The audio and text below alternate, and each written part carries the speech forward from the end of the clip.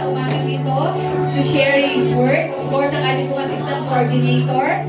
Yan, sa lugar na ito ng Jael Navarro. By the way, lahat ng batang edad 4 to 10 years old. Ayan, kayo may inaanyayahan sa ating children's area tungkol sa may likuran. Lahat ng batang edad 4 hanggang 10 years old. Yan, meron po kayong children's area sa likod where you can play and of course learn about sa ating Panginoon. Ayan, pasuyo na lang po sa mga manggagawa at sa mga magulang or mga guardians na naandito. Yan, sige po. I hope makapag-settle down na po tayong lahat. Amen. Ready na po ba na makinig ng salita ng Panginoon? Pawalakpak po ang mga handang-handa na. Amen.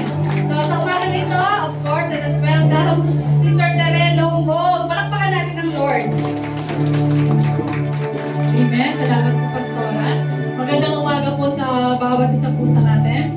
Tayo pong lahat ay pumalakpak sa ating Diyos. Praise God. Ayan. Sa mga naggagandahan, ayan. Tingnan nyo nga po yung katabi. Ayan. Alive na alive po ba? O inaantok? O nakapagmerienda na po ba? Ayan, malapit na no? So, 10:21. Okay. So, tayo po ay tuloy-tuloy sa ating theme this August. Ang ating pong theme is Christ's humility is the answer, manifesting servanthood. Okay. Marami tayong mga children kanina. Ano po? So, pinamagatan ko po ang ating pag-aaral sa umagang ito, ayan. The grace exchange, pride out, yan. Humility in. Okay? Maganda po ba topic ito, ayan. I hope this morning tayo po ay hindi lalabas sa umagang ito na hindi po tinuturuan ng Diyos, ano. Ayan. Pride out, humility in.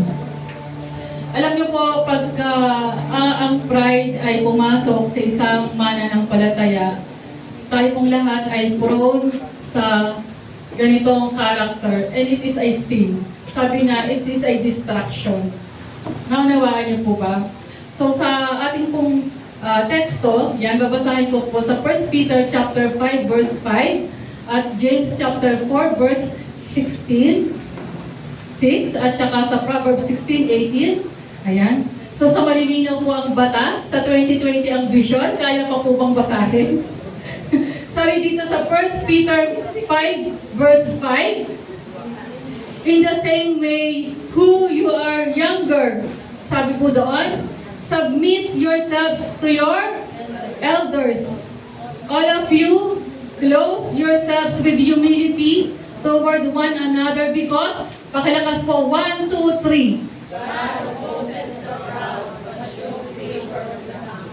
Mas malakas dito sa kabilang sa left side. Ano po? Ulit po. 1, 2, 3. Ayan. Ayan. So sabi doon, sinasalungat o kinamumuhian ng Diyos ang taong mapagmataas, pero binibigyan, kinakahabagan ang taong mapagkumbaba. Diba? Kung ikaw ay may kaibigan, may kasama, mas nais mong kasama yung taong humble kaysa yung taong yung sasabihin mo sa iyong kasama, ay tika lang, kapit, ang lakas ng hangin. Diba? Minsan may mga gano'n, kapit tayo. So, lagi po isa nung nag-aaral kami, yan, meron ka ng mga kasama na, alam mo yun, yung parang mapresko, yan, presko kasama, sobrang yaman, meron ako kasama sa trabaho na parang pag lahat ng mga boss namin na dumarating, lahat kakilala niya. Sabi ko, paano mong nakilala yung kilala ko yung mga rapid ko sa ganyan? Sabi ko, pambihira. So, kulang na lang ay isang politiko, ano. So, yan po. At sabi sa James chapter 4, verse 6, but He gives us more grace. That is why Scripture says, God opposes the proud, but shows favor. Yan, shows favor to the humble. Sa Kawikaan, chapter 16, verse 18 to 20, ang sabi doon, ang kapalaluay humahantong sa pagkawasa. Yan. Distractions. Pag tayo ay nandun sa puso yung nandun yung pride, ano? At ang mapagmataas na isipan ay, ano sabi? Ibinabagsak.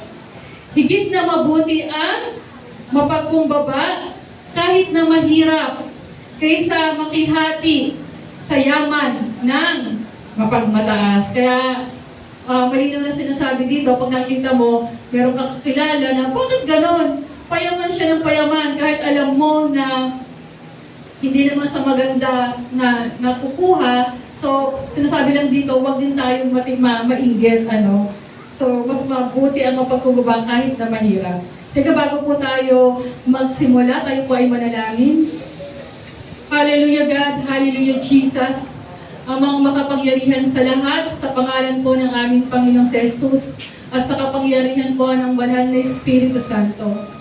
We pray this morning na ikaw ang patuloy na manguna sa iyong lingkod, O God. Dalangin ko, Panginoon, na ibaba niyo po ang iyong kapangyarihan, Panginoon, at ikaw ang maitaas lamang sa aming kalagitnaan. I pray, i-anoint niyo po ang iyong lingkod, O God. Lord, samahan niyo po ako, Panginoon. I pray na ma-deliver ko po ng may kaliwanagan ang iyong salita, buhay, at makapangyarihan, Panginoon.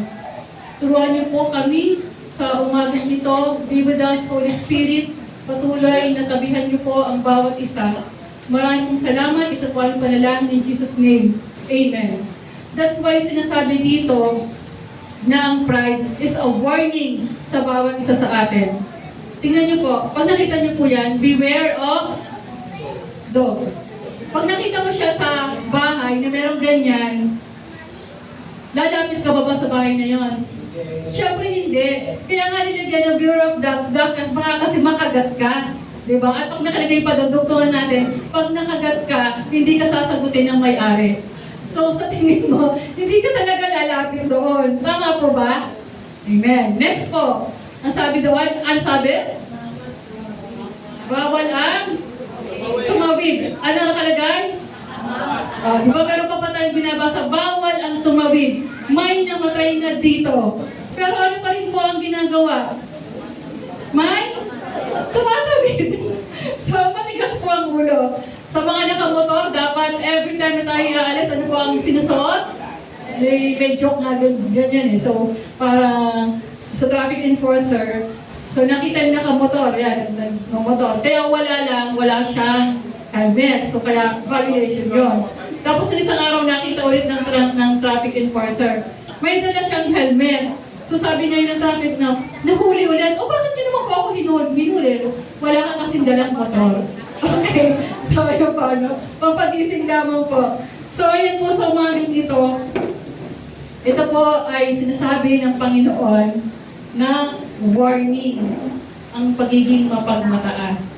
Kaya po sabi dito, warning, beware of pride. Ang sabi doon, be humble.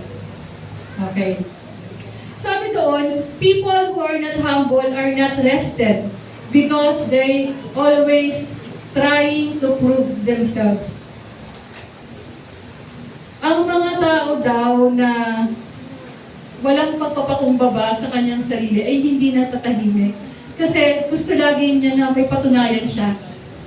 Gusto niya na to prove themselves. They always trying to impress others. Yan. Tama ba? Kung ano meron siya, dapat meron din ako. No?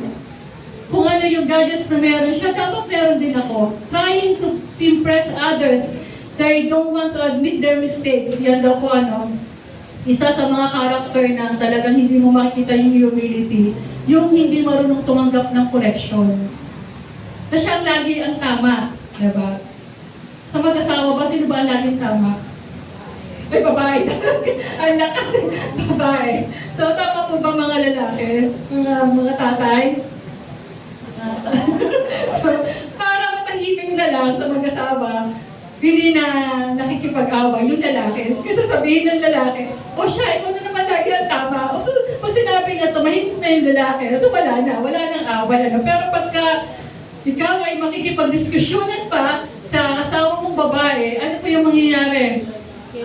Hahaba na lang, Kaya nga, yung iba, meron akong kakilala ng mga tatay o lalaki, para hindi humaba ang diskusyonan, ang ginagawa nila, umaalis na lang ng bahay. Babalik na lang pag medyo, ano po, malamig na. Effective naman talaga yun. Minsan effective po yun. Kasi as I observe minsan pag sa aming mag-asawa, ganun ako ng ganan, hindi naman ako masyadong mag-ganon na, konti lang, pag sagad na. So, konti lang, pag sagad na. Pero ang napaka-effective po talaga pagka yung isa naglaylo. Di wala, pagbalik na, okay na. Tama mo ba? Ano po? So, yun po, walang away. Okay, pero sabi dito, yung mga magpapagmataas daw, they don't want to admit their mistakes. Kaya mga babae, minsan pagkamali ka, siyempre, aminin mo din na nagkamali ka. Hindi laging lalaki na nagkakamali. So, yun po Okay. But those who are humble experience rest. Doon daw sa mga magpakumbaba, nandun yung katahimikan sa kanilang puso. Kasi pagka ikaw ay isang humble, marunong ka magparaya na hindi mo napapatulan konting mga problema sa school, o problema sa trabaho, o problema sa bahay. Tama po ba? Yung palalampasin mo na, hindi mo na papahabain. Parang sabi nga ng isang preacher, parang langaw lang yan na nandito sa braso mo, hindi mo na patatagalin. Patatalsikin mo na lang para walang mga away-away. So yun po. Katulad ng mga, ano pa ba yung mga experience natin, no? Simpleng awayan sa daan. Diba? Ang dami na pong mga instances na ganyan. Dahil walang nagparaya, walang nagpakumbaba, nakantong pa sa, minsan namatay, minsan binarin. Di po ba? Konting, ang dami kong nag-i-inspire. Kasi everyday po ako sumasakay sa jeep. Yung tipong na-overtaken ka lang ng isa, yung isang driver, sasabihin niya, ay hindi pwede, o-overtaken ko din yan, di ba? Yung mga ganon. Aabangan ko yung doon sa back, parang, abangan natin, parang ganito, kasi actually, mga nangyayari. Abangan natin yung doon sa bandang Bella Vista, marami akong kakilala ng mga driver, pagtutulong-tulungan natin. Yung mga tipong ganon. So, nakikita niyo po kung ano po, kaya nga nagbigay dito ng warning ang Panginoon na very distraction talaga ang nangyayari pagka hindi tayo marunong magpakumbaba. Amen po ba? Ayan. So sabi dito, what is pride? Fried chicken. Yeah, fried chicken. Fried chicken, okay. What is pride? Pride is self-exaltation. Yan. Yung ini-exalt mo ang sarili mo na nang dahil sa akin, hindi matatapos itong kumpanyang ito. Nang dahil hindi sa akin, alam mo yung ang ini-exalt niya yung sarili niya. Dahil hindi sa akin, gano'n. Kaya ganito. Sa team na to. Okay. Self-glory. Yung glory nasa sayo. Kasi ang husay-husay ko, ang galing-galing ko, kaya nanggaling ganon. So yun po self-importance. Yung pa-VIP, na pagka dadating ka sa iyong mga kamag-anak o ano gusto mo, ikaw yung very important person. O dapat kasi kasuhin niyo ako. Ipaghain niyo ako. Diba? Yung mga ganon. Or a refusal to submit to God's authority. Ayan, yun yung sinasabi nating pride. Refusal to submit to God's authority. Hindi tayo marunong sumunod sa leader natin, hindi tayo marunong sumunod sa boss natin, diba? Kahit pabata yung boss natin, or kung sino man yung pinili na leader, dapat we have to submit to God's authority. Yan yung sinasabi. What is pride? Pride is yan. Yun nga ang sinasabi dito, yun ang pinakamatindi. Sabi dito, what do you think is the most spiritual toxins that you and I can have? It is so dangerous. Yun yung pride. The sin is very dangerous because God is our enemy. Kaya ang sabi ng Panginoon, 1 Peter 5:5, God opposes the proud. Kinamumuhian niya ang mapagmataas. Kaya nga pagka nandun sa puso natin, yung pagiging mapagmataas, kalaban natin ang Diyos. Naunawaan niyo po ba? Pride is a sin. Tingnan po natin yan. Pride, ego. Yan. Edging God out. Yun na ibig sinasabi natin. Pag sinabi natin nandun yung proud, sinasabi mo na kaya ko ang lahat ng bagay kahit wala ang Diyos. Tingnan po natin, next po. Sino po yung kauna-unahan? Yan. Kita po niyan? si Lucifer. Sabi sa Isaiah 14:12-14, "How you are fallen from heaven, O day star, son of dawn, how you are cut down to the ground, you who laid the nations low." Sabi niya, you said in your heart. Kaya ang lahat ng kasalanan, ang pagiging magiging mapagmataas ay laging nagsisimula sa puso ng tao. Sabi doon, I will ascend to heaven. Aakyat ako sa langit above the stars of God. I will set my throne on high. I will sit on the mount of assembly in the far reaches of the north. Mapapansin niyo po, laging ay. Diba? Ang ganda po sa Tagalog, sabi niya, aakyat ako sa langit at sa ibabaw ng mga bituin ng Diyos, ilalagay ko ang aking trono. Uupo ako sa ibabaw ng bundok, natagpuan ng mga Diyos sa malayong hilaga. Aakyat ako sa ibabaw ng mga ulap, papantayan ko ang kataas-taasan. Nakita po natin, ano po yung naging senaryo kay Lucifer? Gusto niyang pantayan ang Diyos. Dumating ang pagkakataon na gusto niyang maging kapantay ng Diyos, gusto niyang ka-level.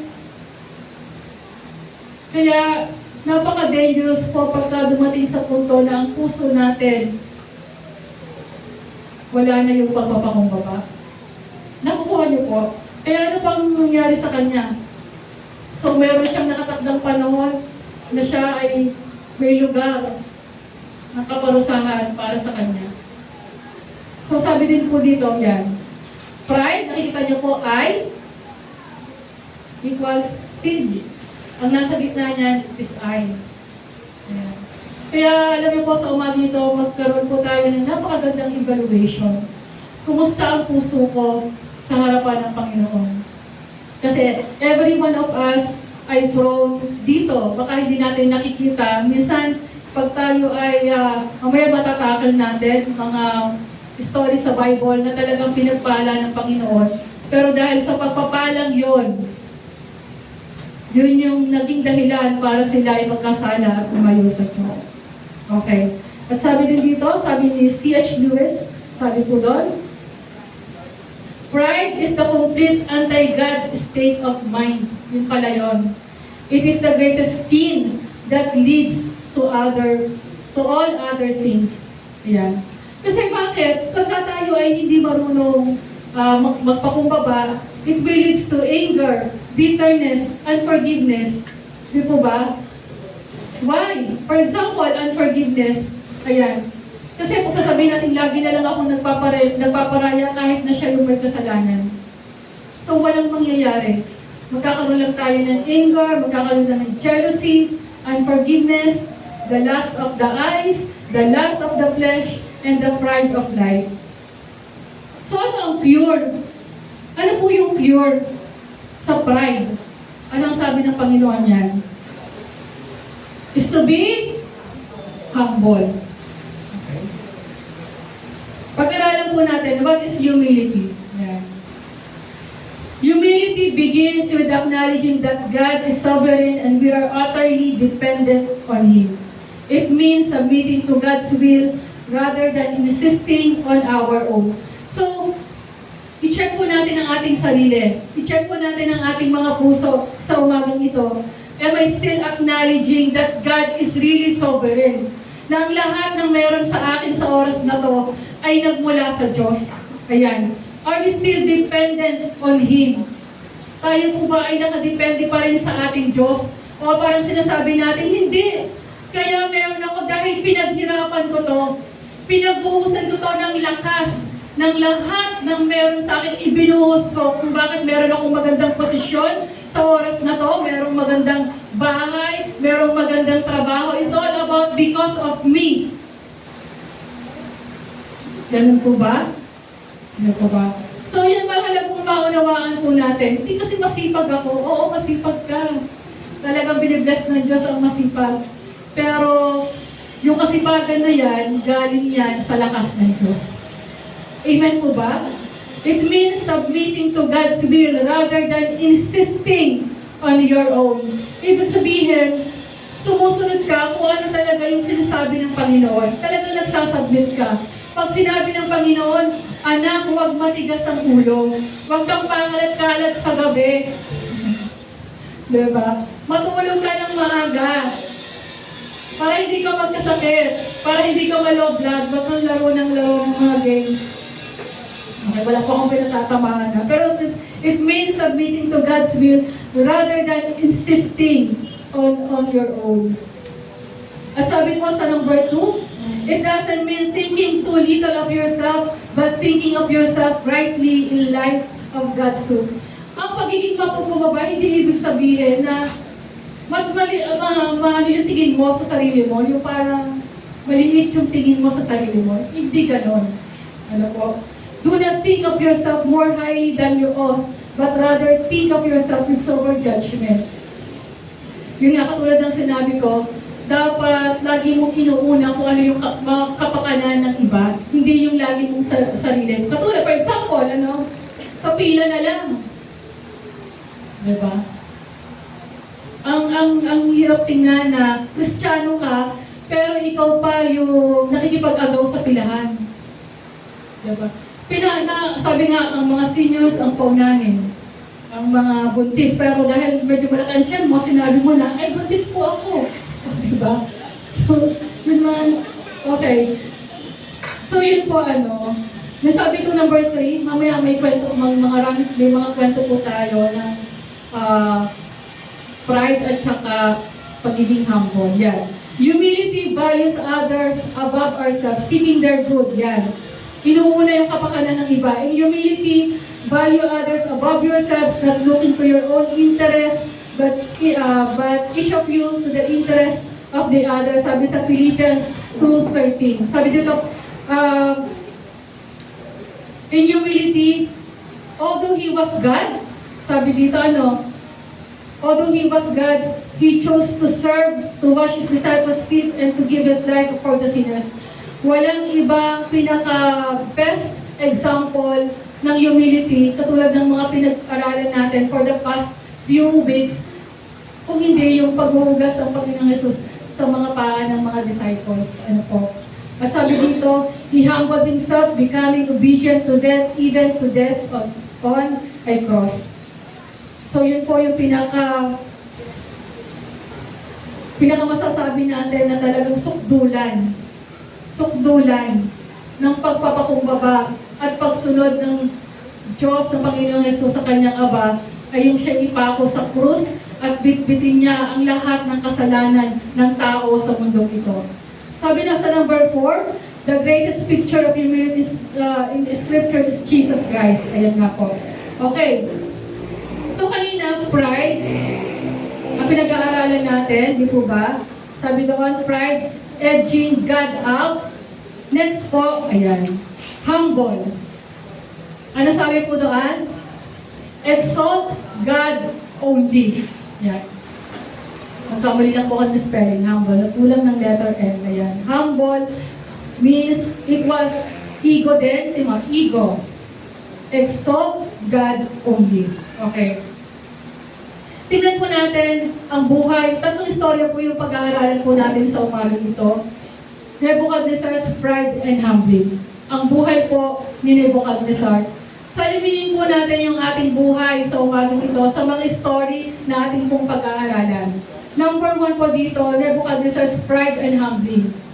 King Nebuchadnezzar of Babylon was the most powerful man on earth in his day.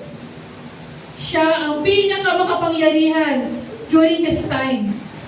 One day, as he walked on the roof of his royal palace, he proudly declared, ang sabi niya, it's not this the greatest Babylon I have built as the royal residence by my mighty power and for the glory of my majesty. Sabi niya, dakila talaga ang Babylon. Dakila na talaga ang Babylon. Ano ang sinabi niya? Ito ay sa pamamagitan ng pagkakatatag ko. Parang ganito sabi niya, talagang dakila ang Babylonia.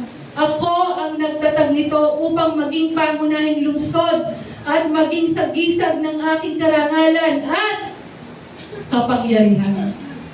Inangkin na niya yung glory na para sa Panginoon. Sinabi niya, parang ganito gusto niya sabihin, dahil sa husay ko, dahil sa galing ko, sikat at dakila ang Babylon. Di po ba? Ang daming mga politics ngayon, hindi pwedeng mawawala pagka nag-donate ka. Donated by, nakalagay at nakaukit ang pangalan. Diba po ba? Isang lugar lang yata ang wala. Saan ba yun? Pasig. Wala nakalagay ng pangalan. Ayan po. Kulang na lang ipamukha kayan ang mga nagawa. Okay, nandun yung pangalan. Pero parang ganit sabi, immediately, God judged him. He lost his sanity and lived like an animal, eating grass with his hair and nails growing wild. Nakita po talaga, totoo po ang salita ng Panginoon. Ang sino mang nagmamataas ay ibinabagsak ng Diyos. Immediately, right after na masabi niya, ano sabi niya? Yan. Nawala yung kanyang katinuan at namuhay siya na parang isang hayop. Kumakain ng damo, eating grass, humaba na yung buhok, ayan, yung kanyang kuko, humaba rin. So, nakita niyo po, I hope this morning, ito po ay may magandang paalala sa bawat isa sa atin at ma-check po natin ang ating puso. Ayan. At ano po ang nangyari? Sabi doon. Pero itong maganda naman kay Nebuchadnezzar. Ito rin naman po ang maganda sa Panginoon. The moment na tayo po ay nagkasala sa Panginoon, immediately, kinilala naman ni Nebuchadnezzar kung sino yung Diyos. Ang sabi niya, at the end of the time, Nebuchadnezzar lifted his eyes to heaven and acknowledged God. Ang gusto talaga ng Panginoon, ina-acknowledge niya siya. Panginoon, maraming pong salamat dahil sa lahat po ng bagay na meron ako, ito po ay nagmula sa iyo. Nawa habang tayo pinayayaman, pinauunlad, not only in material things, na tayo ay walang sakit at karamdaman, lagi natin ibalik yung papuri sa Panginoon na Lord, marami pong salamat. Ang lahat po ng meron sa akin ay galing sa iyo. Diba? Lagi sinasabi ni Haring David, a man after God's own heart, kahit siya ay nagkasala, sinasabi ni Haring David, ako ay dayuhan lang sa mundong ito. Ang lahat ng meron sa akin ay galing sa iyo. Kaya lahat ng meron sa akin ipagkakaloob ko para sa pagpapagawa ng templo. Nalawaan niyo po, kaya nga, hindi natin security sa buhay na to. Kung ano mang mga material things na meron tayo. Our own security ay nasa kamay ng ating Panginoon. Nalawaan niyo po ba? O sabi dito, I, Nebuchadnezzar, raised my eyes toward heaven, and my sanity was restored. Then I praised the Most High. Those who walk in pride, He is able to humble. His kingdom was restored, and He honored God from then on. So ayun ang po, nagkaroon ng malaking awakening, reality sa buhay ni Nebuchadnezzar, at sinabi niya, tumingin niya sa langit, in-acknowledge niya, I praise the Most High. So sabi po dito, ngayon, akong si Nebuchadnezzar ay pumupuri, nagbubunyi, at nagbibigay karangalan sa Hari ng Langit. Pinilala niya ang Diyos, Hari ng Langit, sapagkat ang lahat ng kanyang mga gawa ay katotohanan, at ang kanyang mga daan ay kahatulan, at yung mga nagsisilakat sa kapalalauan ay kanyang ibababa. Ang ganda pong istorya, no? Pride and humbling. Ang buhay po ay Nebuchadnezzar. And next po, sa buhay po ni King Uzziah. Matatagpuan po natin yan sa 2 Chronicles chapter 26 verse 16 to 21. Uzziah started as a good king who sought God. Alam niyo po, he was 16 years old by that time. Napakabata, naging king ng Jerusalem. For 50 years, siya po ay nag-reign sa Jerusalem. Pero, ganito po ang nangyari. But when he became powerful, His pride led him to enter the temple to burn incense, a duty only for priests. God struck him with leprosy until his death. Nakakalungkot lang sa buhay ni Uzziah. Ibinigay sa kanya ng Panginoon, sabi dito, ibinigay ng Diyos sa kanya ang lahat. Military, wealth, army, pero dumating yung puso niya, siya yung nag-insenso. Kaya lang, hindi nga siya, kumbaga, ang may karapatan lang to burn incense ay ang mga priest. Kinuha niya yung role. Kaya mahirap na kuhanin ang hindi mo naman trabaho, kinuha mo trabaho. Diba? Ang feeling mo, lahat feeling mo, may karapatan kang lahat. Diba? So sabi dito, lesson. Ano pang lesson dito? Pride often comes after success and blessings. Pride often comes after success and blessings. Totoo po yun.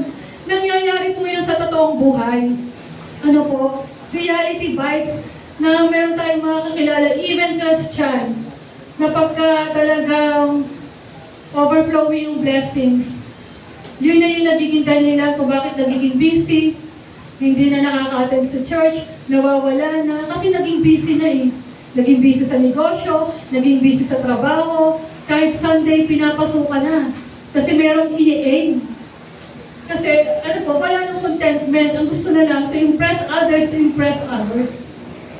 So, yun po yung nangyari. Kaya nga, di ba, minsan, not knowing kahit maliit na bagay, pag mayroon kang bagong relo, di ba? Minsan may mga kwentong ganyan, kwentong kutsari, yung parang pag may bago kang relo. Tapos, usually, pagka ikaw ay nakasakay sa jeep, ang ginagamit mo ay yung kanan. Mama, ito po yung bayad. Dahil bago ang relo mo, or kasi mo, ito po yung bayad. Diba? Para ipakita na bago yung relo mo.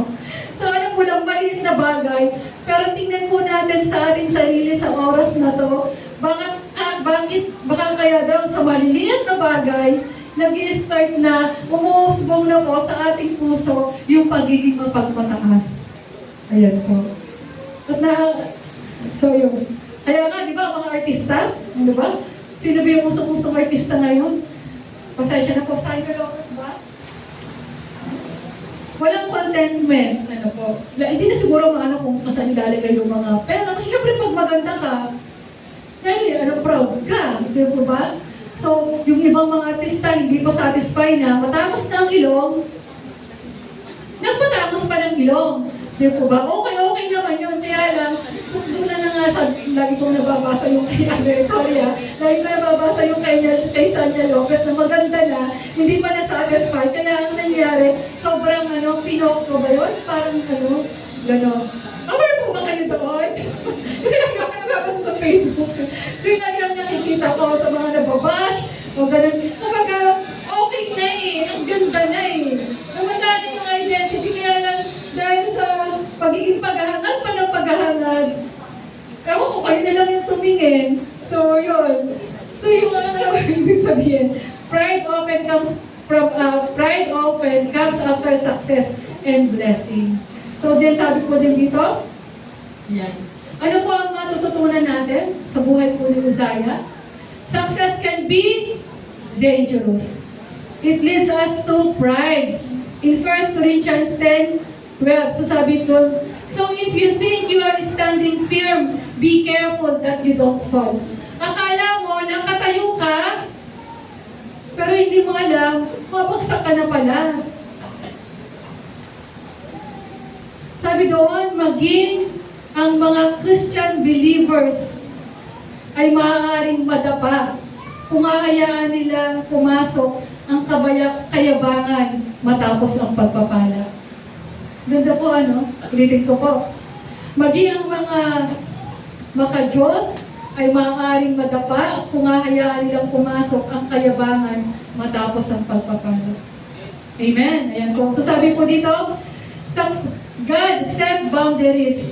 Spiritual roles are given by Him, and arrogance in crossing them brings judgment. Ayan, God set boundaries. Hindi naman niya trabaho, ang priest lang ang may karapatang mag-burn ng incense, pero pinasok niya. may boundaries, hindi lahat na ikaw ay nasa posisyon, kaya mong lahat gawin ang lahat ng bagay. Meron lang tama para sa'yo. Nakanawalit mo ba? Hindi porke ikaw ay supervisor, pagka wala ka, parang ang ikaw yung boss, parang kaya nga sinasabi nila, parang ikaw ang tagapagmana. Lahat inutusan mo ng inutusan, kahit hindi mo naman role. Yun yung sinasabi dito, example lang po yun. Naunawaan niyo po ba? Or wala ka namang posisyon, pero kung makasta ka, makapag-utos ka, para ikaw yung boss. Naunawaan niyo po, ito pa yung set example na totoo namang nangyayari.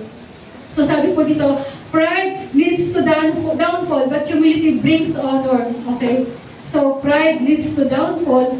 Even the godly can stumble if they let pride creep in after blessings. Ayan po. So, tingnan po natin na number 3. Ayan po. The best example, Jesus washes His disciples' feet. Nawa, ito po yung ating talagang an act of true humility. Foot washing was the lowest servant's task. Napag-aralan na po natin yan. Yan yung pinaka-lowest position servant task. Pero, wala po yun sa Panginoong Jesus. By doing this, Jesus showed that no act of service is beneath us if done in love. Ibig sabihin, walang mababang mga posisyon. Kahit pa ikaw yung pinakamataas dito, pwede mong gawin yung pinakamababa. Why? Walang entitlement kasi ginagawa mo ang bagay na yun because mahal mo yung ginagawa mo. Naunawaan niyo po? Diba? Kahit maglinis-linis, mahal mo kaya ginawa ng Panginoon Jesus kasi mahal niya yung mga disciples. Madali lang kasi sabihin na ako ay humble. Pag sinabi ko ako ay humble, madali lang sabihin na ako ay humble. Humble naman ako eh. Pero yung showing humble, ipinapakita yun sa pamamagitan ng gawa. Amen? So, pinatunayan niya ng Panginoong Jesus. He reversed human ideas of greatness. The greatest among you will be your servant. Ang pinakadakila ay magiging servant niyo. Yun yung sinabi ng Panginoong Jesus. Kaya nga, di ba sa atin dito sa mundo ito, pag ikaw ay mag-posisyon, hindi pa nagagawin yung mga bagay na mababa.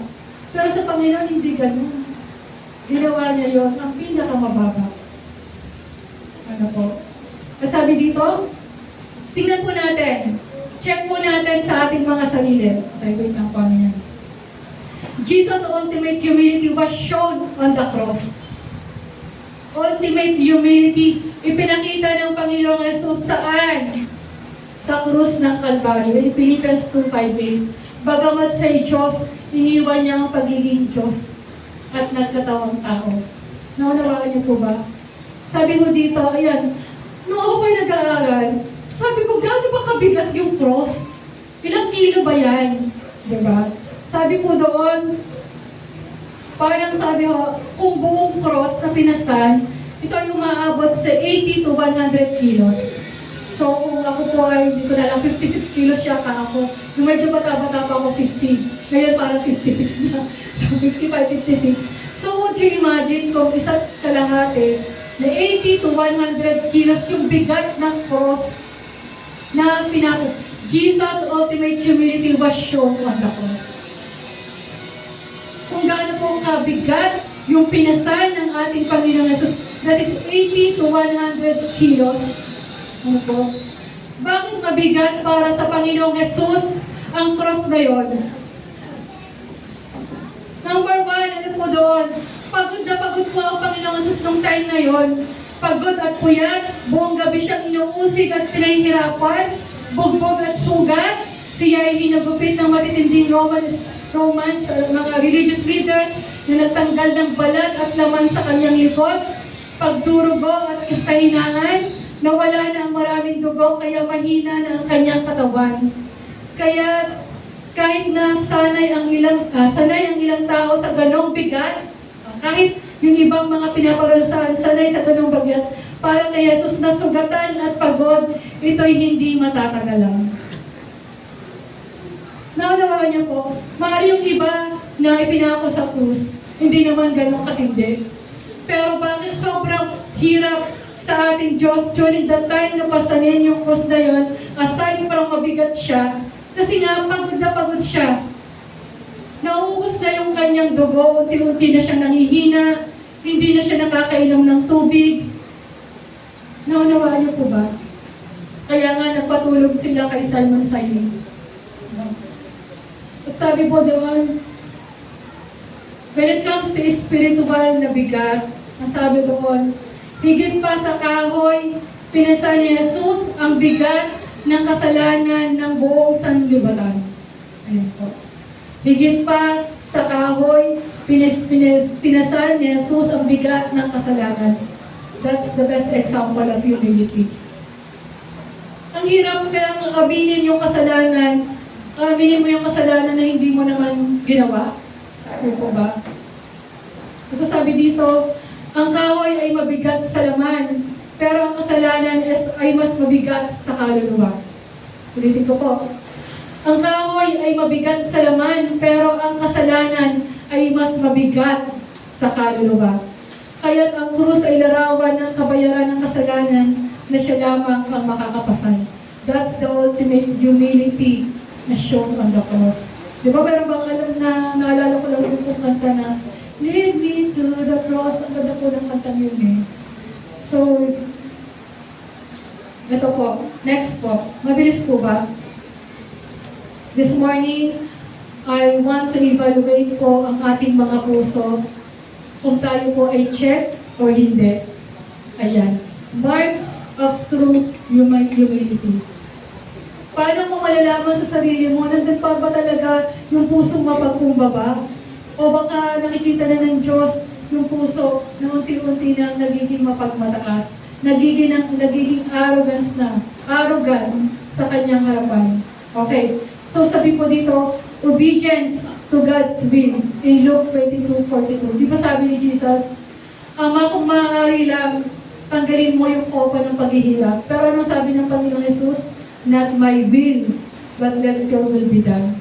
So tingnan po natin, true humility begins with recognizing God is sovereign and we are dependent on Him. Jesus said in Gethsemane, not my will, but yours be done. A humble person surrenders his plan to God's will. A humble person surrenders his plan to God's will. Kumusta po? Are we still obedient to God's will? Na pag sinabi ng Panginoon, iwanan mo na yung ka-relationship mo na hindi naman yun ang kalooban ng Diyos. Diba ba? Meron lang ako naalala, ano po, nung may umatan po ng EGR na nag-testify, na ito po ay isang lesbian, no po. Sila po ay nagsasama for 9 years. Nung umatan po siya sa EGR, napakahirap para sa kanya. Pero nalaman niya yung katotohanan na sila ay namumuhay sa kasalanan. Kahit gano'ng kahirap sa kanya, sinabi niya doon sa kapartner niya, ano pa ang sabi niya? Ayaw kong mabulit pareho tayo sa impyerno. Gusto kong makalaya tayo pareho sa kasalanan ito. Ano? Mahal kita, pero nalaman ko yung katotohanan. Kaya nakipaghiwalay po siya. Nakipaghiwalay po siya.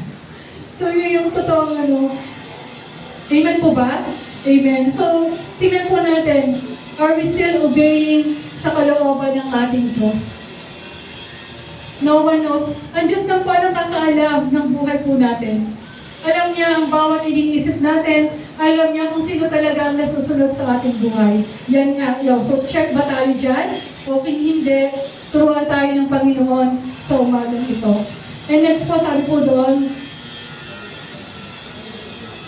serving others selflessly. Ayan. Do nothing out of self-ambition, but in humility, consider others better than yourselves. Serving others selflessly. Yung talagang tayo ay naglilingkod ng walang kapalit. Diba?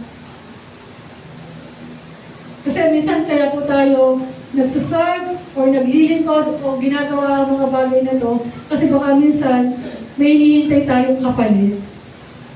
Ako. Ayan. So ito pa ang nais ng Diyos, ipinakita ng Panginoong Jesus, wala siyang hinintay na kapalit. Ang pinakita niya yung pag-ibig ibigay yung kaligtasan sa lahat ng mga tao. At sabi po dito, number 3, meron pa po ba tayong teachable spirit? Sabi sa Proverbs 11:2, with humility comes wisdom. Pag sinabi itong teachable spirit, tayo pa po ba ay nagpapakorek sa Diyos? Diba? O baka, kasi pag unteachable spirit, na hindi mo tinatanggap na yung pagkakamali. Na mahirap po yung gano'n, pagka ang isang tao, lalo na kung nasa position, mahirap na tanggapin ang pagkakamali. Pero nga ito sinasabi na dito, meron tayong mark of true humility pagka nakikita sa atin na meron pa rin po tayong teachable spirit na pwede na hindi lahat ba ng magulang ay, syempre lahat ng payo ng magulang ay tama, di po ba? Tama po ba? Kung minsan may pagkakataon, sinasabi ng mga anak, mali naman, balik. Okay? So, ang meaning lang po dito, katulad pag po tayo nagbabasa ng Biblia, parang hindi naman to sa akin. Para naman ito kay sis at kay brother. So, nilalampasan na lang natin. So, nandun po ba yung correction? Nagpapakorek po ba tayo? Di po ba? Ang mga anak, nagpapakorek pa ba sa magulang? Nasaan po yung pagkataas na po ng mga anak, ng mga kabataan, lalo na sa mga kabataan? Okay. So, ito po ay gusto kong personal na sabihin, especially sa mga kabataan. Kasi ang dami-dami ng mga umaagaw ng inyong mga atensyon. Kaya sa mga kabataan, sa mga anak, lagi po tayong makinig at sumunod sa magulang. Kasi pagka ikaw ay masunuring anak, hahaba ang iyong buhay. So, yun po So, check po ba tayo? Obedience to God's will. Serving others, selflessly, teachable spirit. And number 4, yan po, dependence on God, not self. Ayan. The humble acknowledge, apart from me, you can do nothing. Tayo pa po ba ay patuloy na nagdedepende sa ating Panginoon? Pumalakpak nga po ang patuloy na nagdedepende sa Panginoon. At sinasabing, Lord, apart from you talaga, wala talaga akong magagawa. So, sabi po dito,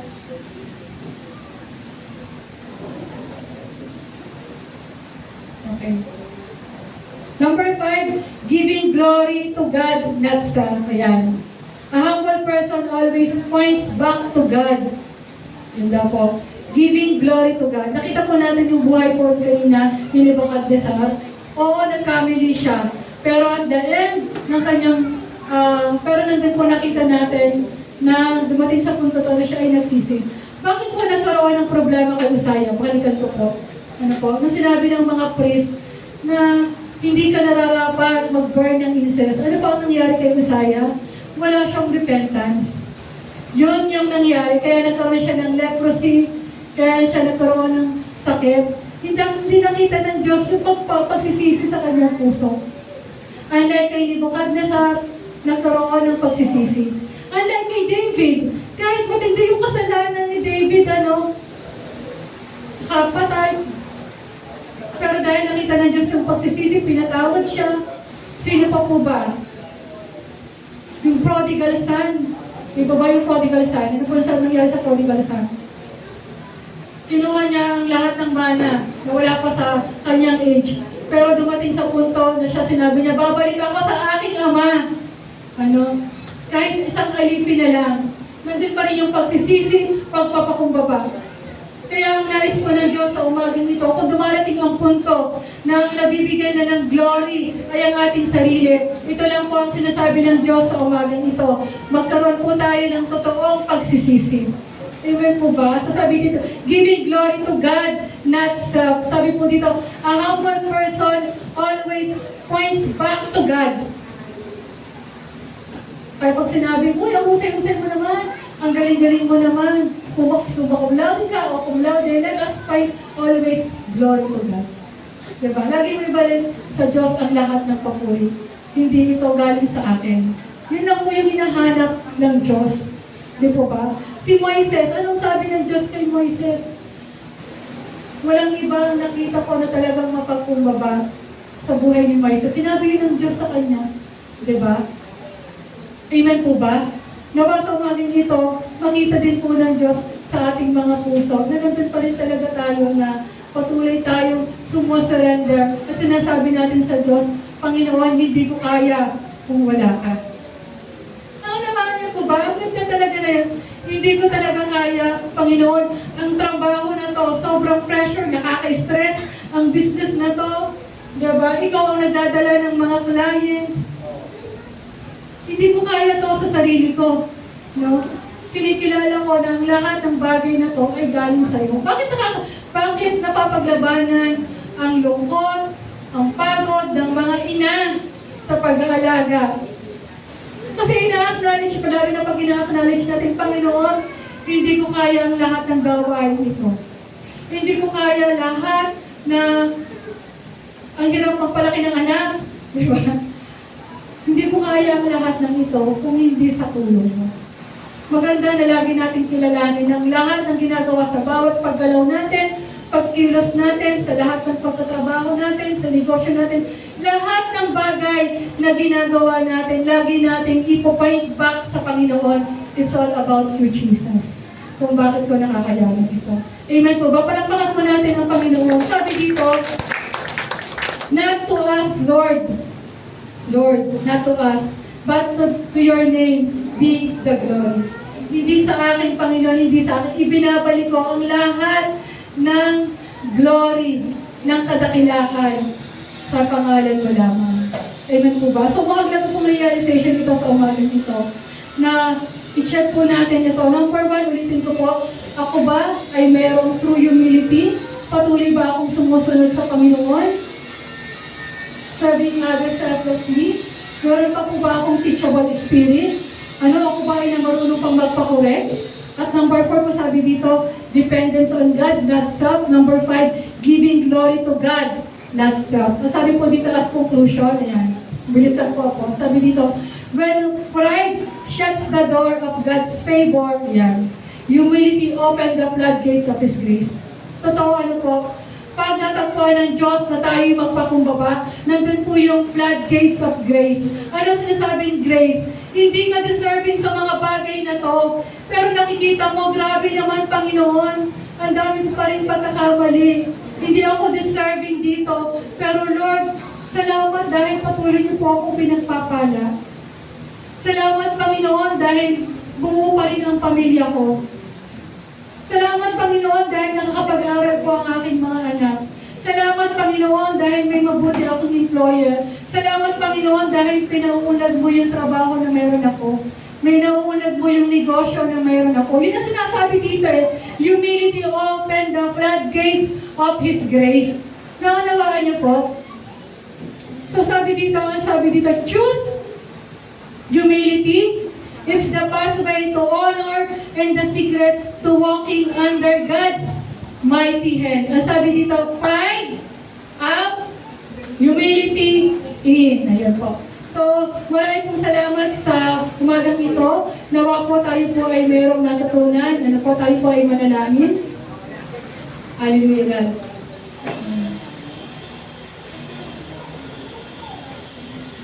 Amen. Panginoon, patuloy tayo tumayo sa umagang ito at tayo po ay pagdulot manalangin.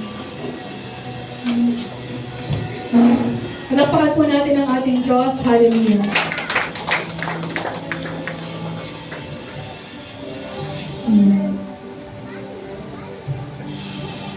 Panginoon, maraming pong salamat sa umagang ito.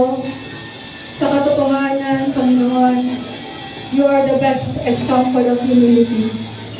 Pinatunayan mo po yan, Panginoon, hindi lamang po sa pamamagitan ng mga aral at turo, Panginoon, pero ginawa niyo po ito, O Diyos, by doing, Panginoon, ng sobrang pagmamahal mo sa lahat ng mga tao, Panginoon. Even to the point of death, O God, pinatunayan niyo po yan sa krus ng Kalbaryo. Nang pasalin mo, Panginoon, ang lahat ng mga kasalanan ng sanlibutan.